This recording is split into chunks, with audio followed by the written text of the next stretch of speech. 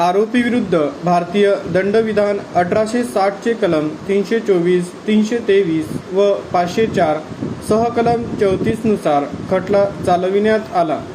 अभियोग पक्षाने मांडलेले कथन थोडक्यात असे की फिर्यादी नामे मयूर कटबरिये व आरोपी हे मौजा हरदोली, तालुका मोहाडी, जिल्हा भंडारा येथील रहिवासी आहेत। तसेच आरोपी हे फिर्यादीचे मामा व मामी आहेत। त्यांची घरे एकमेकांना लागून आहेत। त्यांच्यात वडिलोपार्जित घराच्या वादावरून भांडण असल्याने अनेक वर्षापासून पटत नाही व बोलचाल बंद आहे।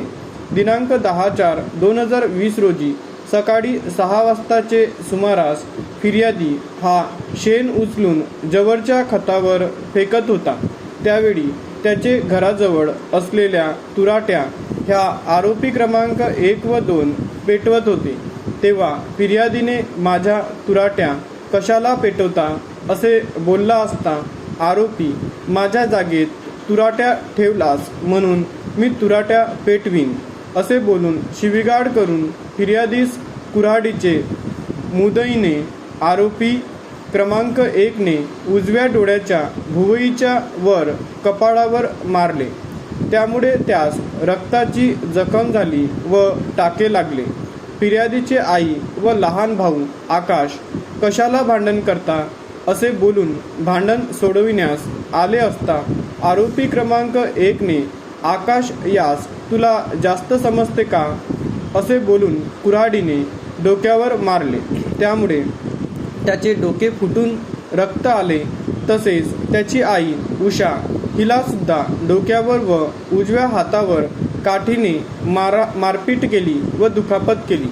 आरोपीने फिर्यादीसोबत तोंडातोंडी भांडण करून शिवीगाळ करून थापडबुक्क्यांनी मारपीट केली।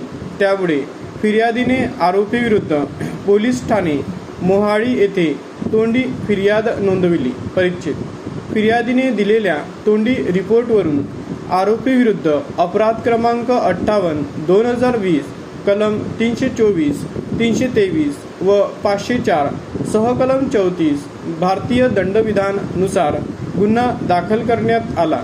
तपासाअंती आरोपीविरुद्ध कलम 324, 323 व 504 सह कलम 34 भारतीय दंडविधान नुसार दोषारोपपत्र दाखल केले। परिच्छेद आरोपीविरुद्ध निशाणी क्रमांक 23 वर कलम 324, 323 व 504 सह कलम 34 भारतीय दंडविधान नुसार दोषारोप निश्चित केले व आरोपींनी त्यांना गुन्हा कबूल नसल्याचे सांगितले व खटला चालविण्याची विनंती केली।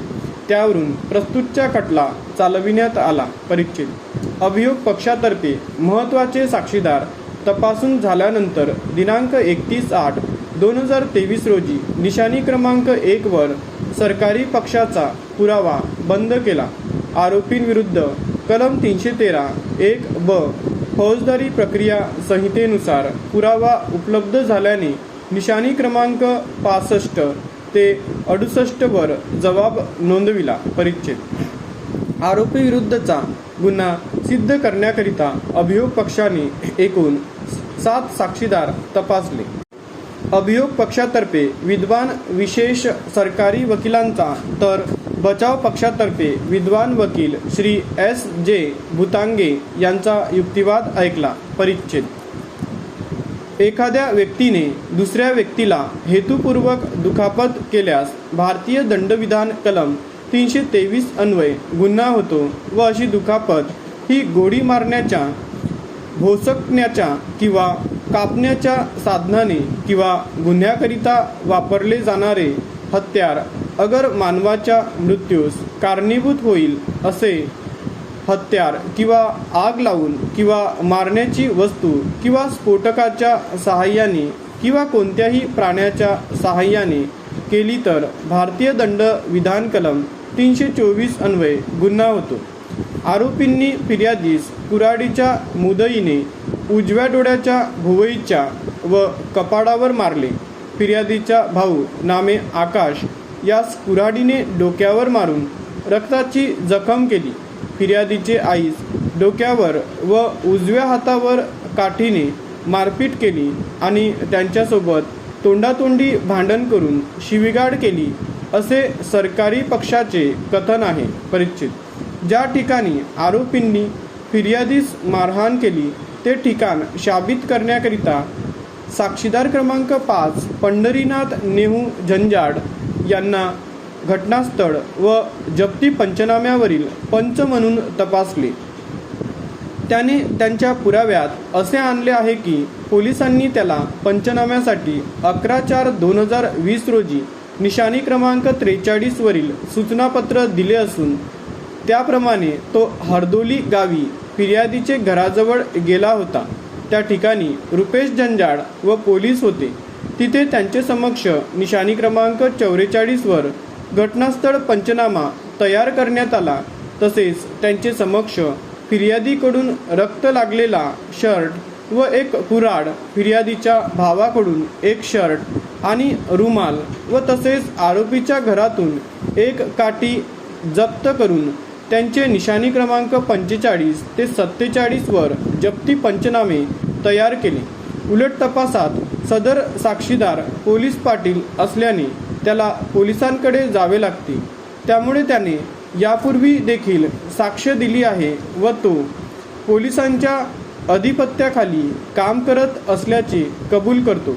यावरून सदर साक्षीदार हा पोलीस पाटील असून तो सराईत पंच साक्षीदार असल्याने त्याच्या साक्षीवर विश्वास ठेवता येणार नाही. परिच्छेद साक्षीदार क्रमांक 4 प्रकाश गोपीचंद कटवरिये हा या कामातील साक्षीदार असून त्याने त्याच्या पुराव्यात घटना त्याच्या घराजवळ घडली असून तो त्यामुळे घरी नव्हता. त्यामुळे घटना काय घडली त्याला माहीत नसल्याचे व पोलिसांनी त्याचे बयान घेतले नसल्याचे कबूल केले. साक्षीदार क्रमांक 6 सोमेश्वर सेलुकर हे या कामातील तपासी अधिकारी असून त्यांनी घटनेच्या तपासाबाबत कथन केले आहे. तपासात त्यांनी पंचांना सूचनापत्र देऊन घटनास्थळ पंचनामा तयार केला. तसेच फिर्यादीकडून कुऱ्हाड, कपडे व आरोपीच्या घरातून बासाची काठी जप्त करून त्याचे जप्ती पंचनामे तयार केल्याचे सांगितले. तसेच फिर्यादी व आरोपीच्या रक्ताचे नमुने CF ला पाठविले. काठी व कुऱ्हाड क्युरी करिता वैद्यकीय अधिकाऱ्यांना पत्र दिले. साक्षीदारांचे बयान नोंदविले व आरोपीविरुद्ध दोषारोपपत्र तयार केल्याचे कथन केले. सदर साक्षीदाराने त्याच्या उलट तपासात सूचनापत्र, पंचनामा, हजर राहण्याची वेळ व ठिकाण नमूद नाही. फिर्यादीचे मालकी घर व शौचालय याची कागदपत्रे त्यांनी तपासादरम्यान ग्रामपंचायतीमधून गोळा केली नाही.